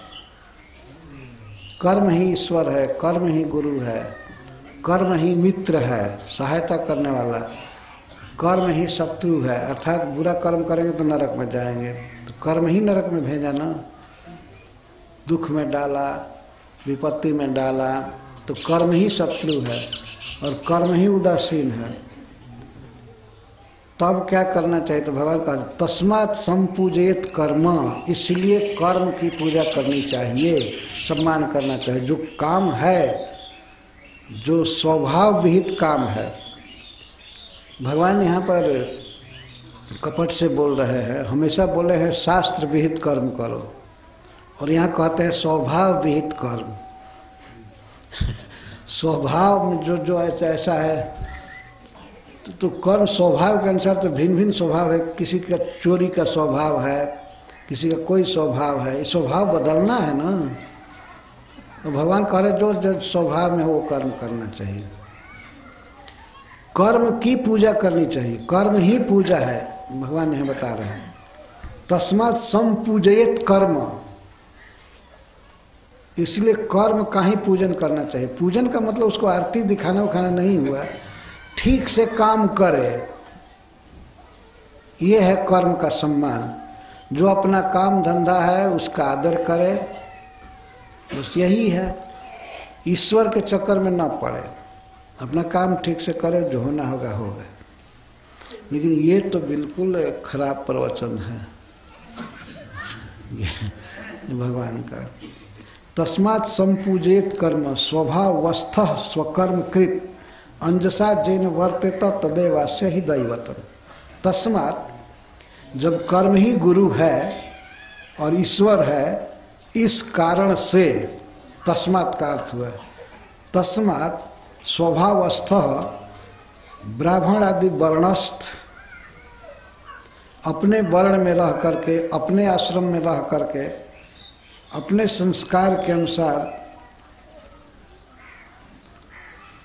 जो कर्म उसका स्वभाव होता है उसमें रह करके स्वकर्म कृत स्वस्वविहित कर्म करते हुए जन कर्म संपूजयेत, अपने कर्म की ही पूजा करे।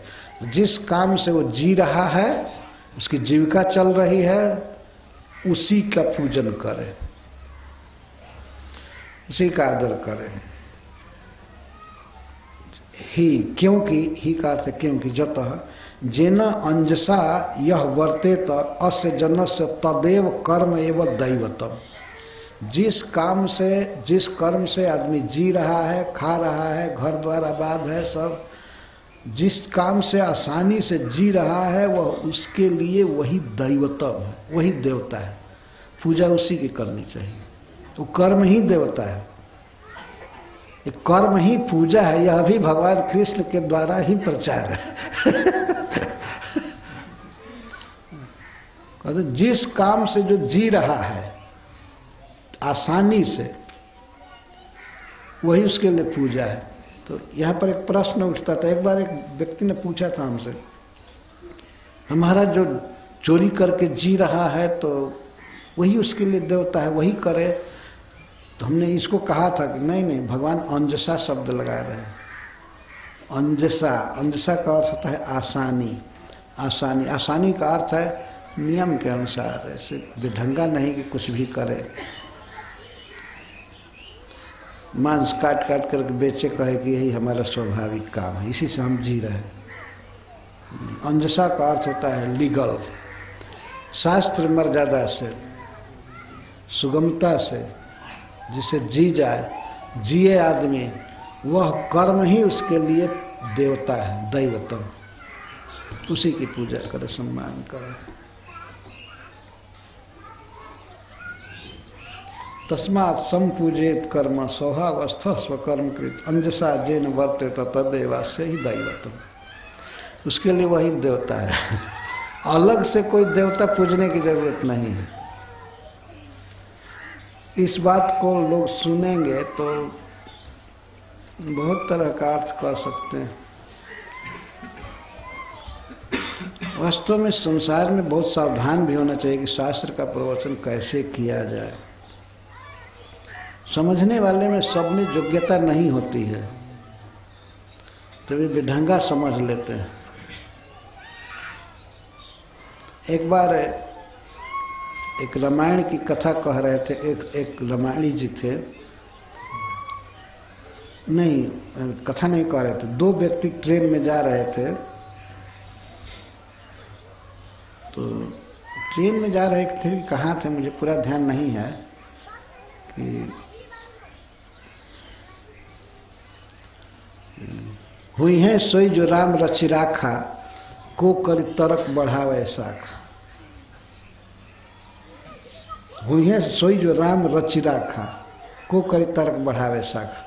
भगवान शिव समझा रहे थे अपनी पत्नी को कि श्री राम साक्षात भगवान हैं, पृथ्वी का भार दूर करने के लिए मनुष्य लीला कर रहे हैं।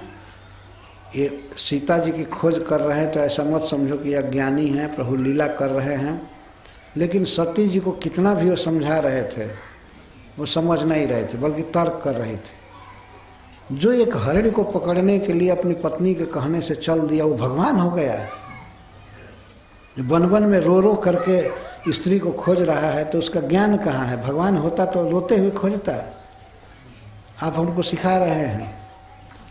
शिव जी बार बार समझा रहे थे, लेकिन लागनऊर उपदेश यद्यपि कहेऊ, बार बार भगवान ने कहा, शिव जी ने बार बार समझा रहे थे, तुम औरत हो, तुम्हारी बुद्धि नहीं है, ऐसे सोच रही हो। मैं जिनकी कथा सुनने गया अगस्त जी के यहाँ वो कथा सुनाई, मैं भक्ति रसामृत सिंधु का उपदेश किया, सब किया, वही प्रभु हैं, वही लीला कर रहे हैं। तो कहती है लीला क्या मैं आँख से देख रही हूँ, जो पेड़ से पूछ रहा है, लता से पूछ रहा है, वो सर्वज्ञ ईश्वर कैसे हो सकता है? आप देखे ना, पत्थर से पूछ रहा है कि हमारी प्रिया को देखे हो, हरिण से पूछ रहा है, भंवरा से पूछ रहा है, देखे ना। भगवान शिव एकदम हार गए। अंत में कहे कि वही हैं सोई जो राम रचि राखा। लगता है कि भगवान राम कुछ स्पेशल प्लान करके रखे, वही होगा जो राम चाहते हैं। को कल तर्क बढ़ावे शाखा, अब मैं क्यों तर्क करूं? तर्क करके बहुत बहुत बहस करने से क्या फायदा है? तो वो दो व्यक्ति बात कर रहे थे, ये राधा रमन महाराज हमको सुनाए थे। दो व्यक्ति आपस में बात कर रहे थे। तो एक कह रहा था रामायण की कथा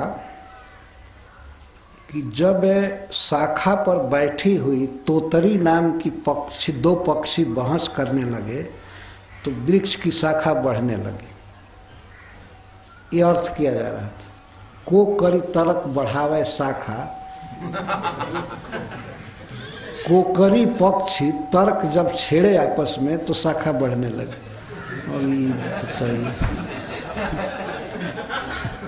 ये अर्थ है।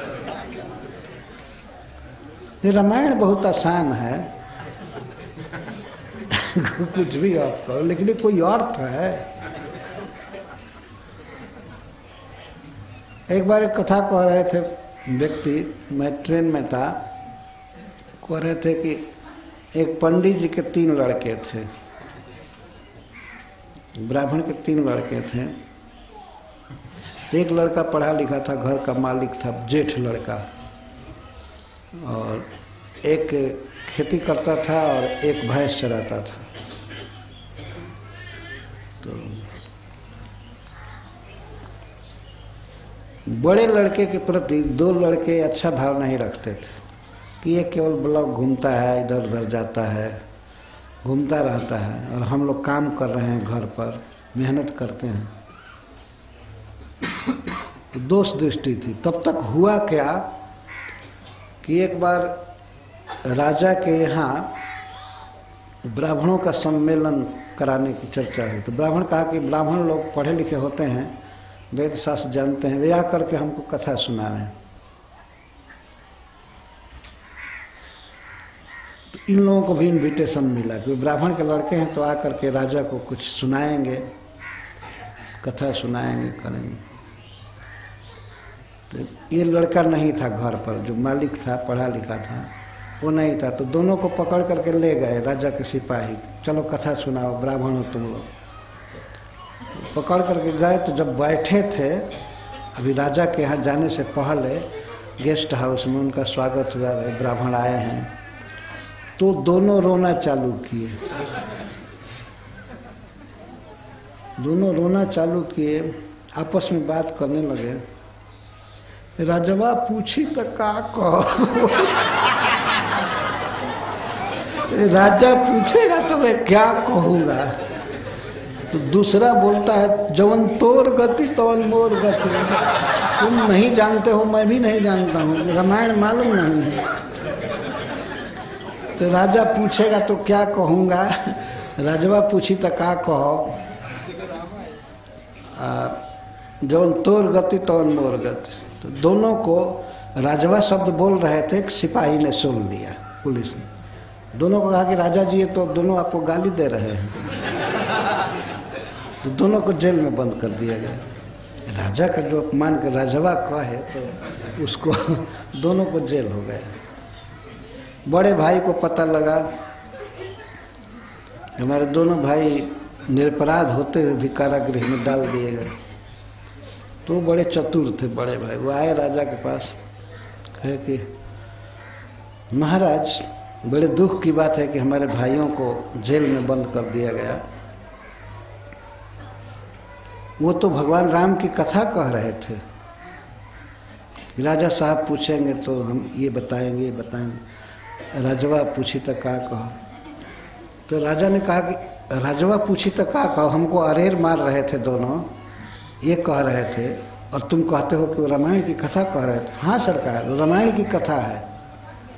वो सुमंत जी जब गंगा जी के तट से लौटे ना, दशरथ जी उनको भेजे थे कि राम को रथ पर बैठा करके लाओ, लेकिन राम जी नहीं लौटे।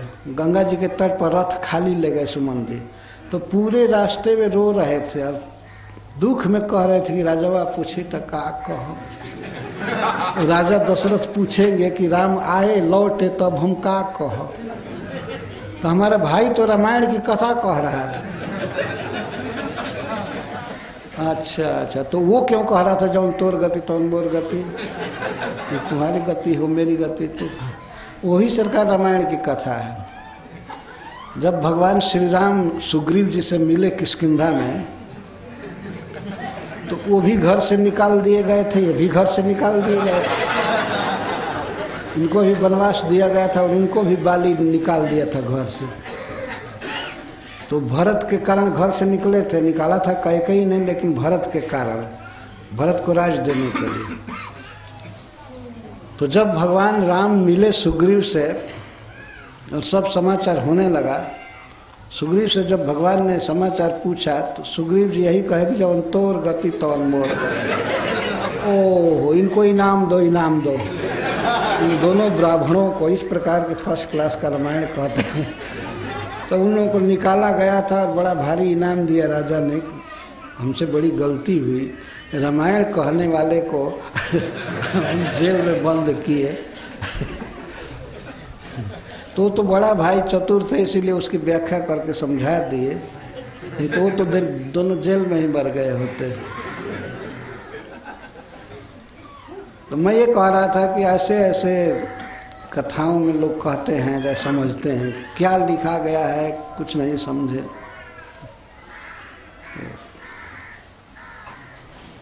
भगवान कहते हैं कि तस्मात् संपूजित कर्म, अपना काम करना चाहिए अच्छा से, उसी का सम्मान करना चाहिए।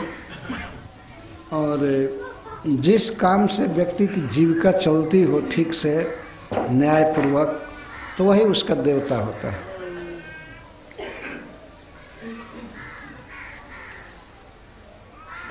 भगवान के समान आजकल के लोगों की इच्छा के अनुसार मत देने वाला कोई नहीं है।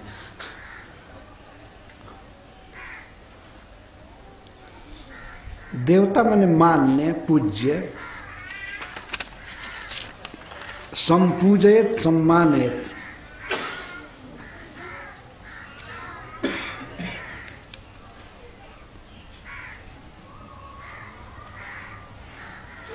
अंततः जब ये हुआ कि द्रव्य संग्रह करके पूजा की सामग्री इकट्ठी की गई है, अगर इकट्ठी सामग्री की गई और कोई देवता नहीं है, भले कर्म के अंग के रूप में ही स्वीकार किया जाए, लेकिन देवता तो स्वीकार करना पड़ेगा ना, किसको ये सब चीज़ें दी जाएगी।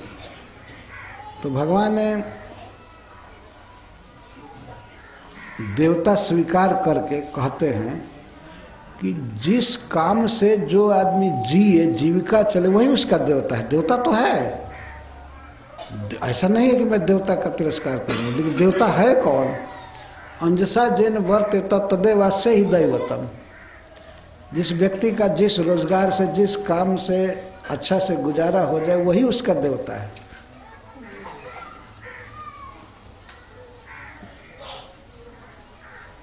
अब तर्क के बल से ही विपक्ष में दोष निकाल रहे हैं।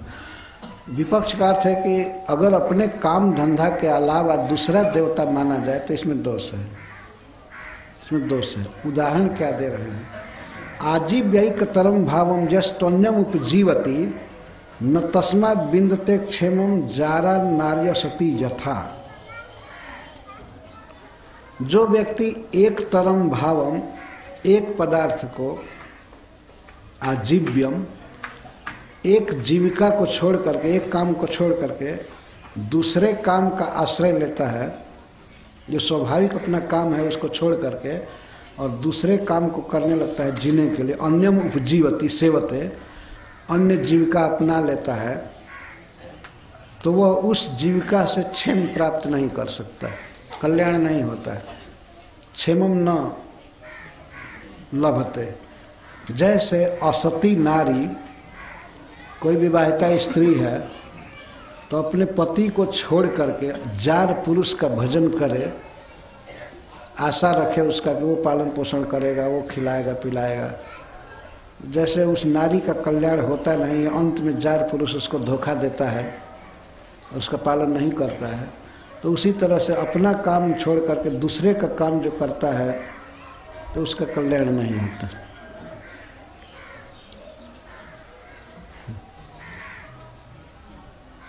अपना देवता छोड़ करके दूसरे देवता का भजन करे तो उसका कल्याण नहीं होगा।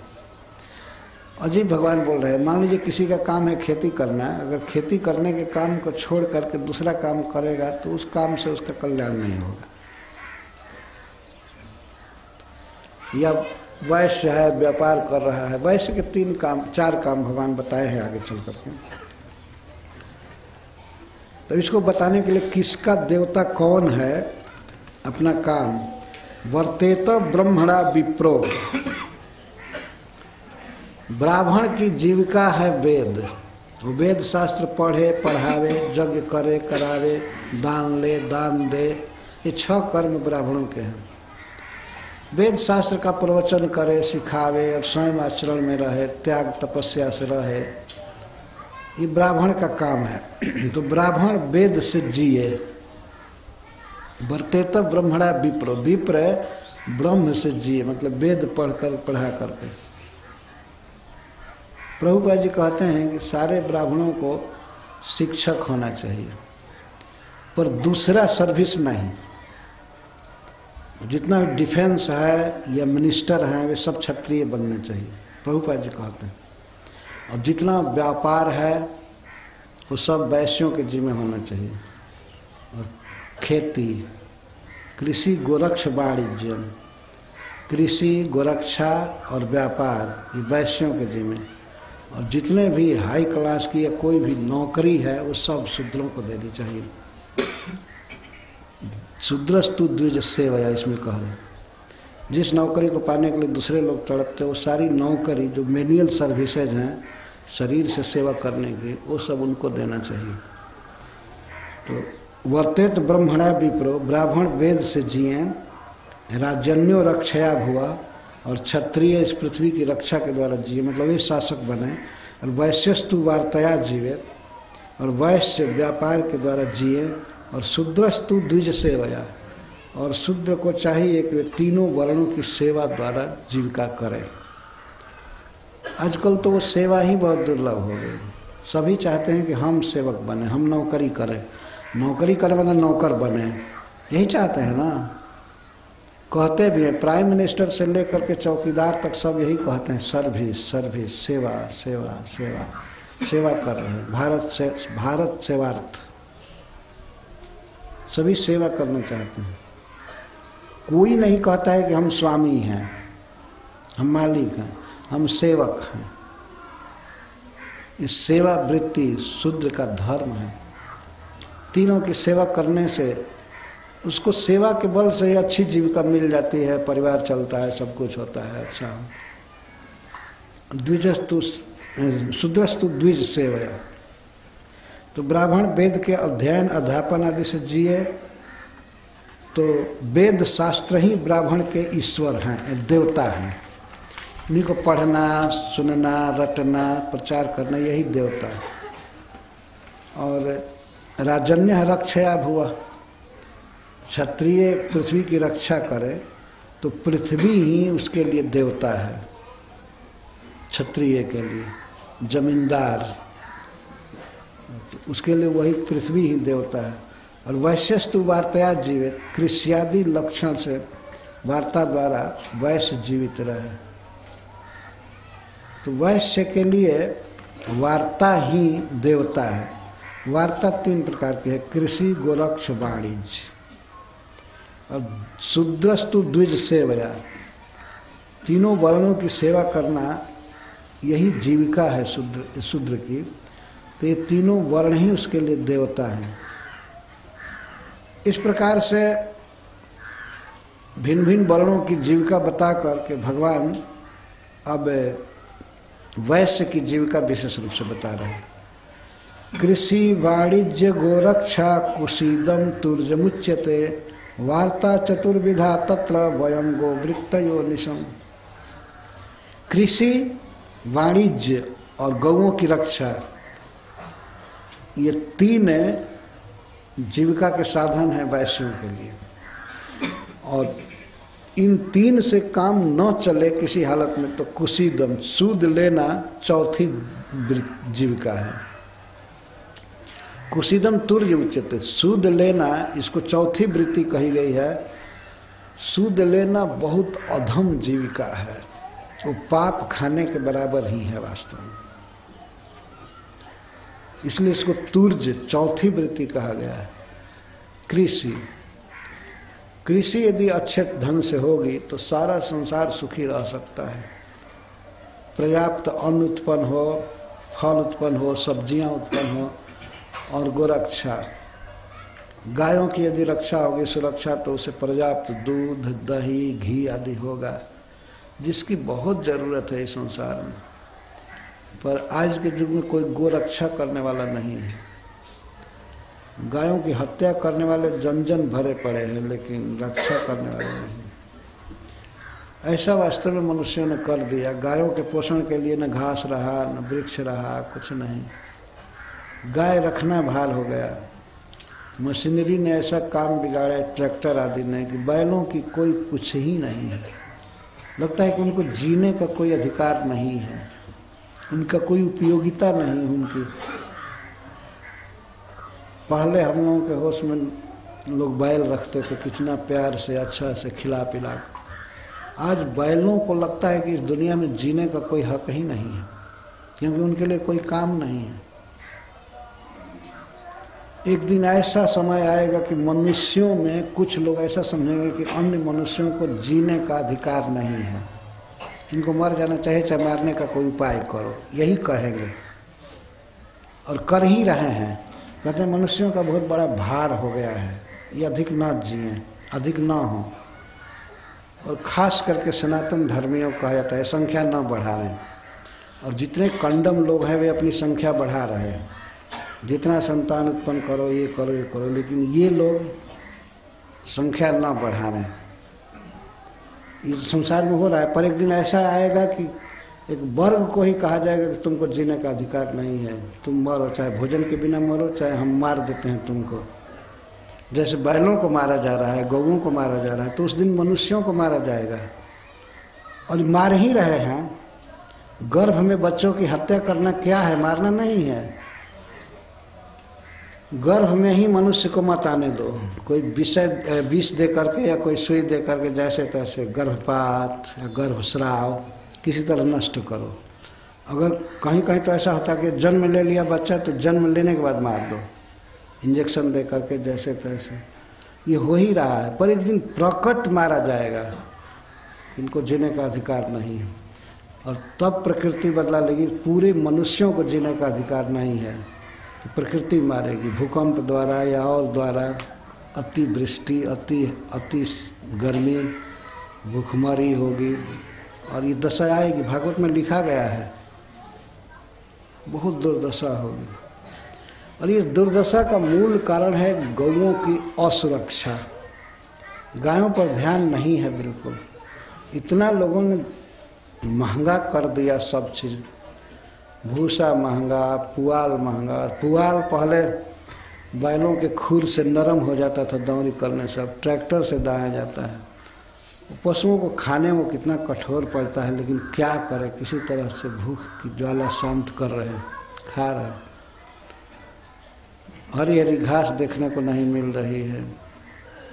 गौओं की रक्षा नहीं होगी तो मानव की रक्षा नहीं हो पाएगी।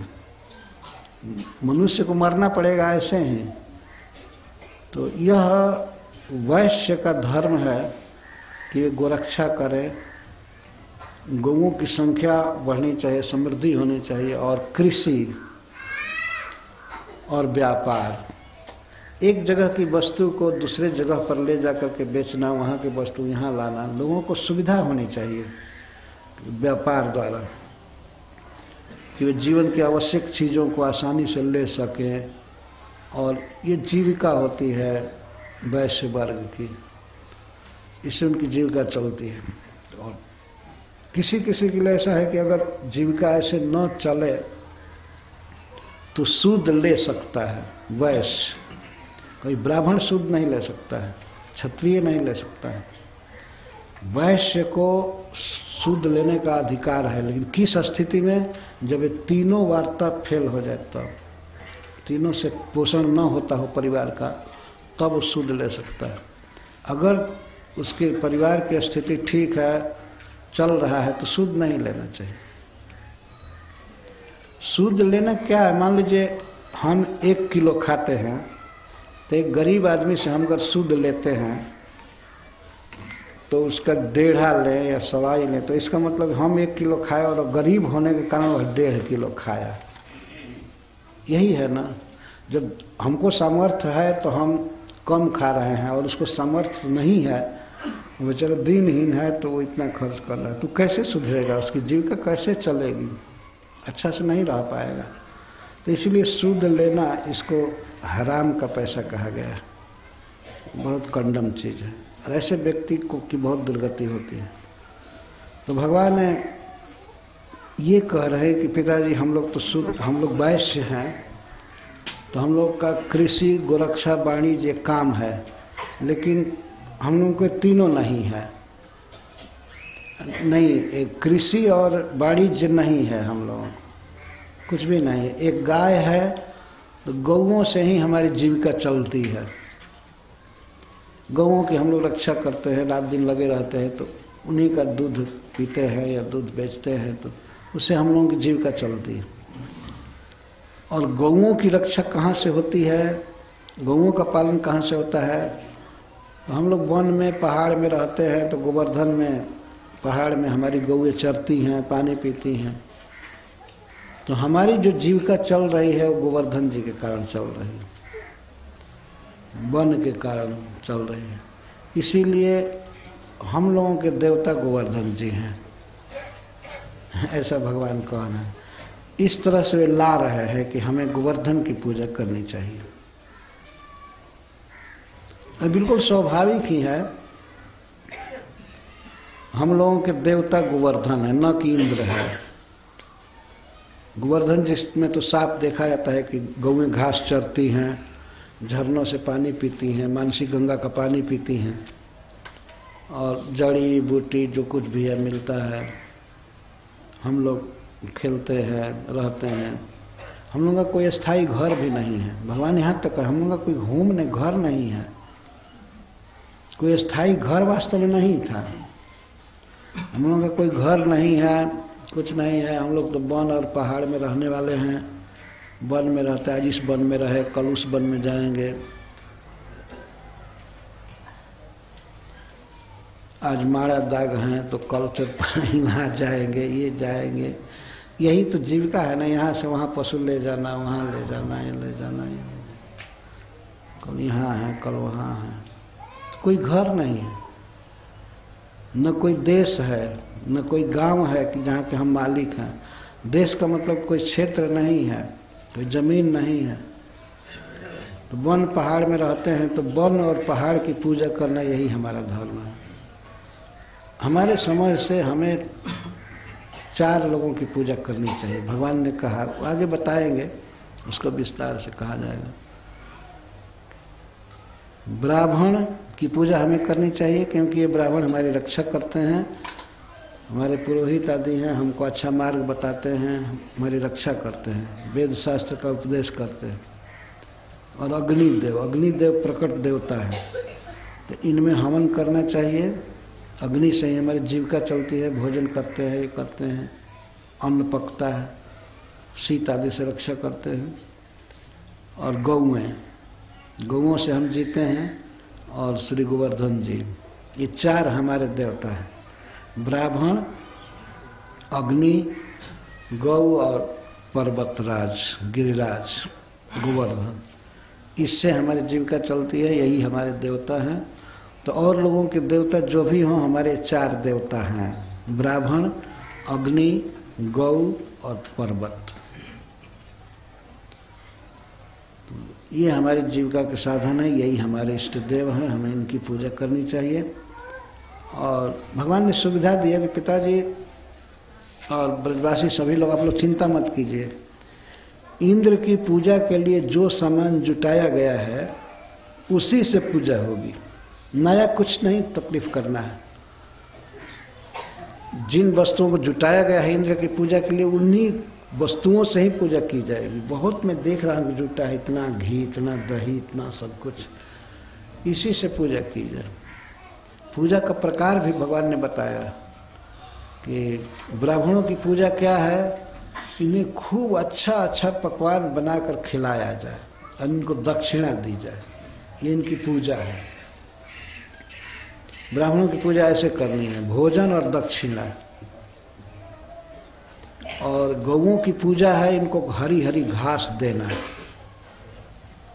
हरी हरी घास दिया गया था पूजा में, रोज तो चरती थी वन में घूम घूम करके, तकलीफ सह करके, लेकिन उस दिन गोवर्धन पूजा के दिन गौओं के लिए हरी हरी घास काट करके लाया गया था, वहीं सामने सब खा रही थी। ये पूजा है।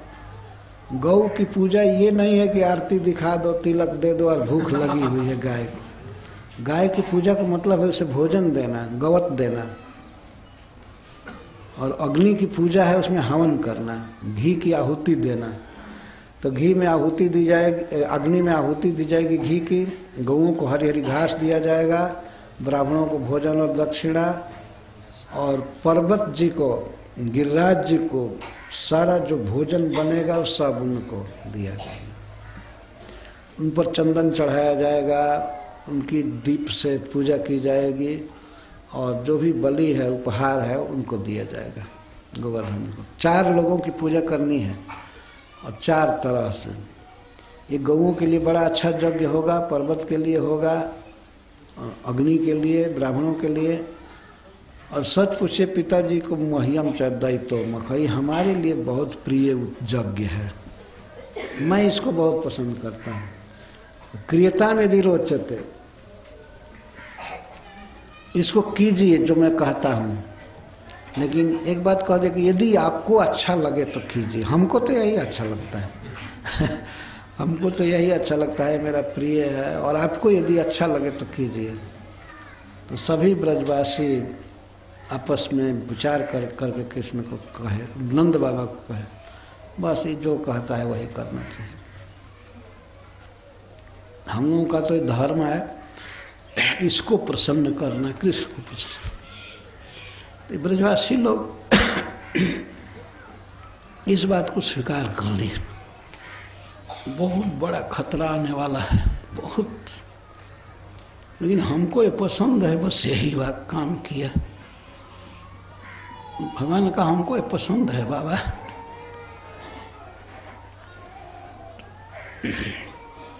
तो ब्रजवासी स्वीकार कर लिए।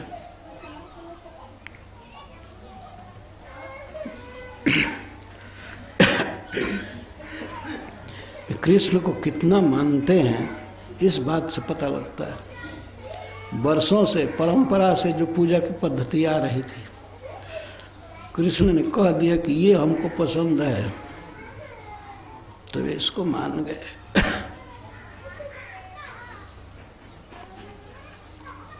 इसमें ये दिखाया गया कितना भाव है भगवान के प्रति। जैसे अर्जुन का, लेकिन अर्जुन को समझाने में भगवान को 17 अध्याय बोलना पड़ा गीता, तब वे समझे। लेकिन एक देवता का तिरस्कार करना है, बहुत शक्तिशाली देवता पूरे विश्व में, लेकिन ब्रजवासियों ने स्वीकार किया। भगवान ने ये कह दिया कि मह्यम च दैतो मख, ये मेरे लिए सबसे बड़ा उत्सव है, गोवर्धन की पूजा करना। भगवान ने भी निर्देश दिए क्या क्या बनना चाहिए, क्या क्या पकवान बनना चाहिए, कैसे गिरिराज की परिक्रमा करनी चाहिए। गिरे दियताम बलि कहा, हम सब लोग खा पी करके और अच्छा अच्छा कपड़ा पहन करके गिरिराज की परिक्रमा करेंगे।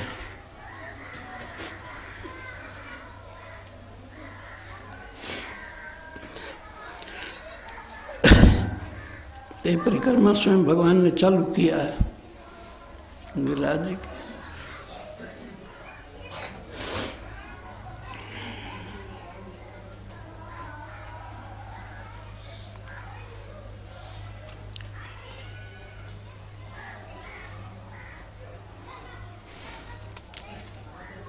श्री कृष्ण कोई भी बात कहे सबका उत्तर था ब्रजवासियों के लिए, लेकिन जब उन्होंने ये कहा कि मह्यम च दैतो मखा, यह यज्ञ मुझे बहुत प्रिय है, तब सारी बातें वो लोग रख दिए एक तरफ।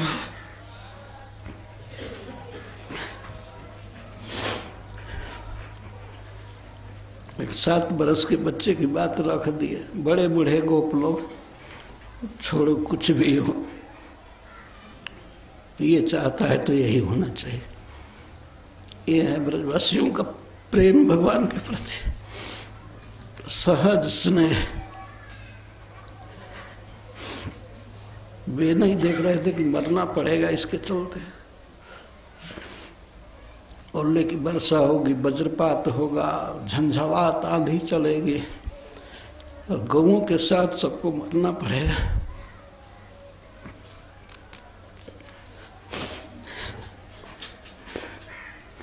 ये चिंता नहीं हुई आगे पीछे की क्या होगा, बस कृष्ण को सुखी रहना चाहिए।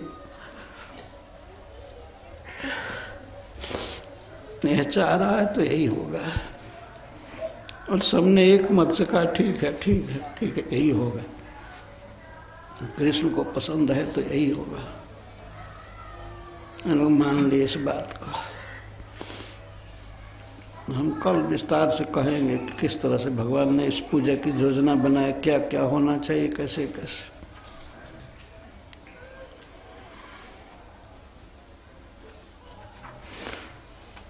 हरे कृष्ण, जय श्री राधे।